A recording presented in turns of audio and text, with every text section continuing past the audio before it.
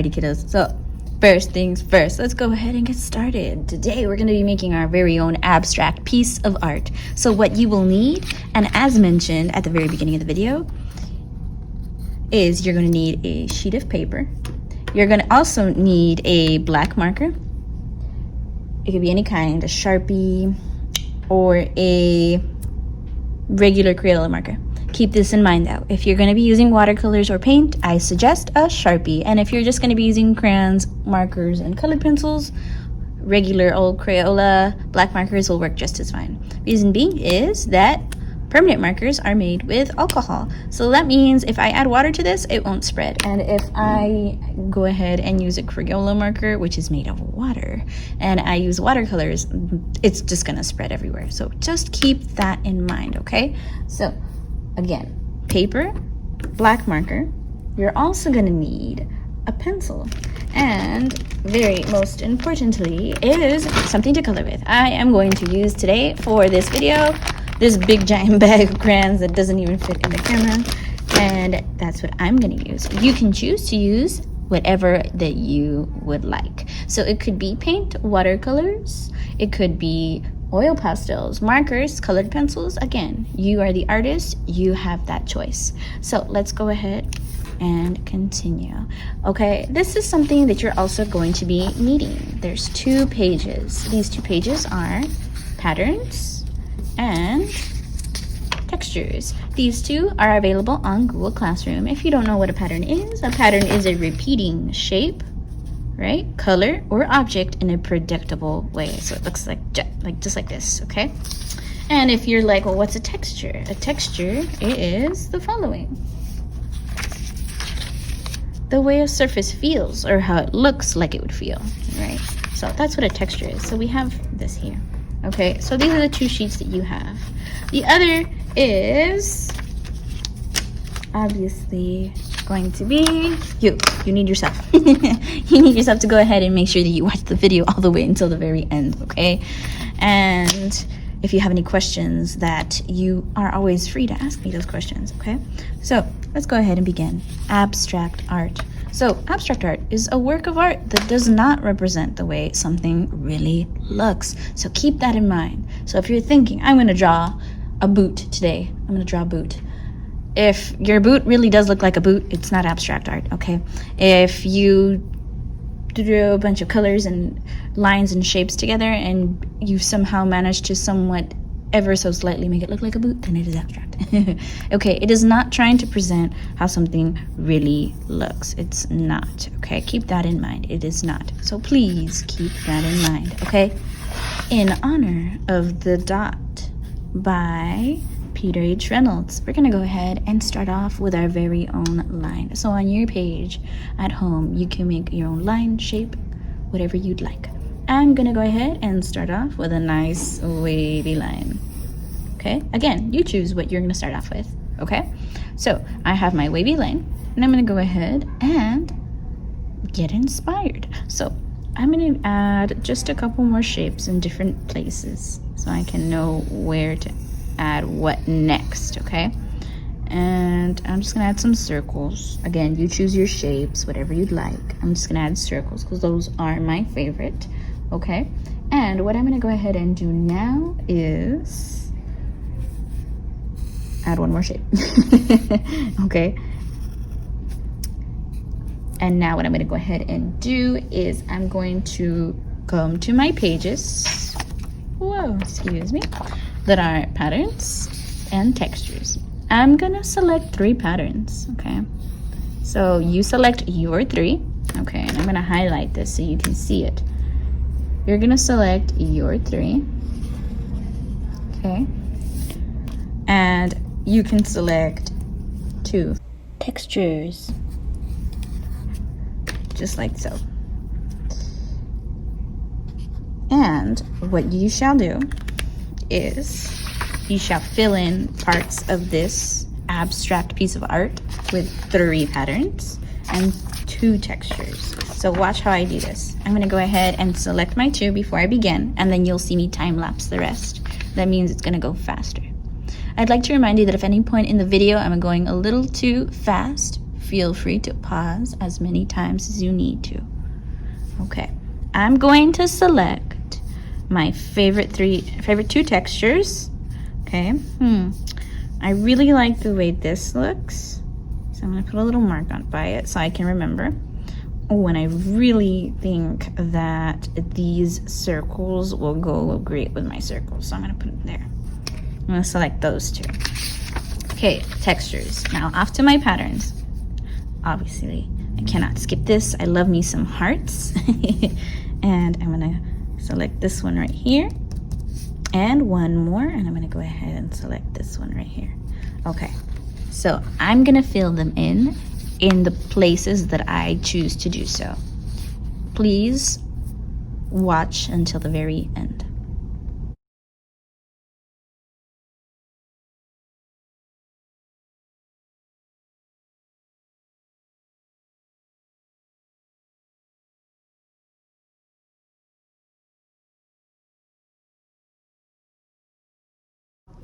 Okay, so now that I have this done, what I'm gonna do is that before I actually begin this next part, is I want you to notice how that as I was working, I may have added a few lines here and there. If you feel that you need to add more lines or shapes in between, you may feel free to do so. But please watch what I'm gonna go ahead and do. I'm going to need my black marker. Again, if you're using paint or watercolors, I would suggest a permanent marker like a Sharpie.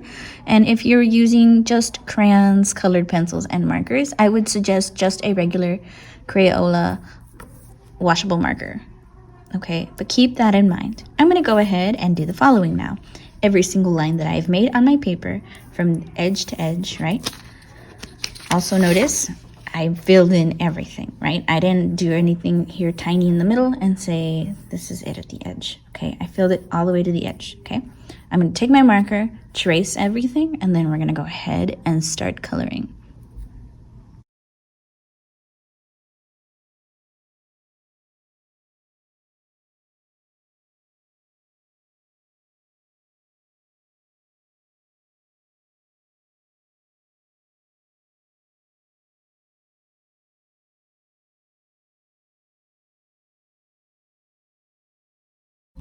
Okay, boys and girls, so I'm done tracing my line work. I'm gonna go ahead and put these aside for now. I'm gonna go ahead and grab an eraser. You're gonna notice I have some stray marks, and I'm gonna erase them carefully.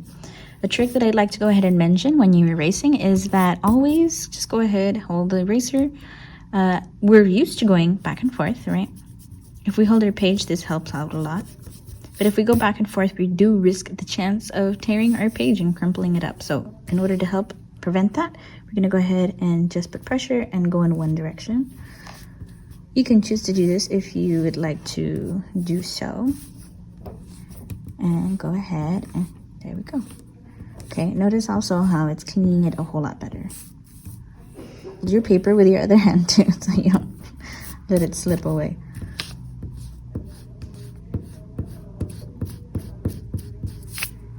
And brush all that off.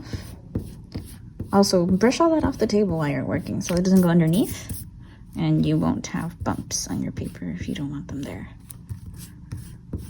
Okay. Brush them away. Okay. All right. So I do have a couple lines. Let me see. There.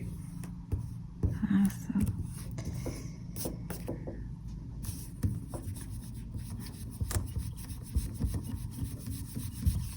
Okay. My lines are gone. So now what you're going to do, wherever you have textures or patterns,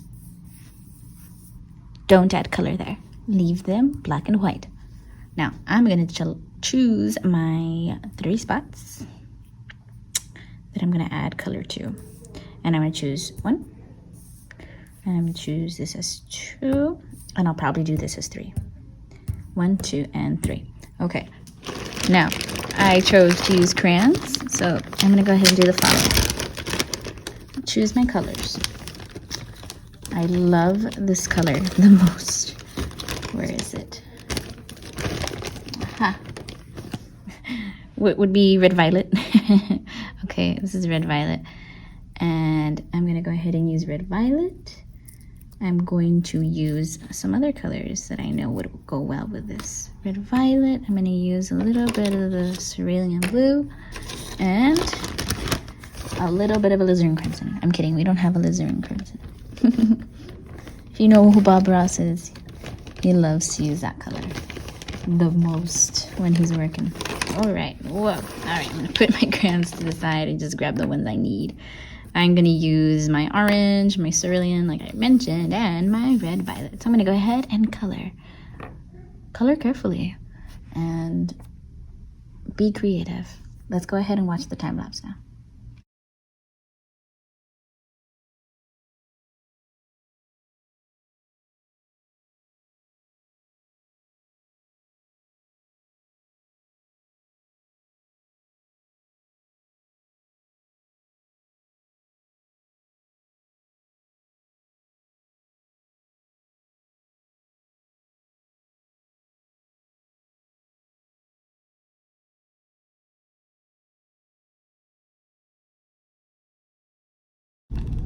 Alrighty, boys and girls, so this is it. This is mine. All right, this is how my work is gonna look.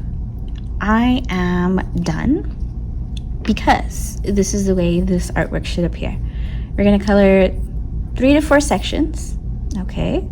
And we're gonna leave the ones that have patterns or textures blank. We're gonna leave them black and white.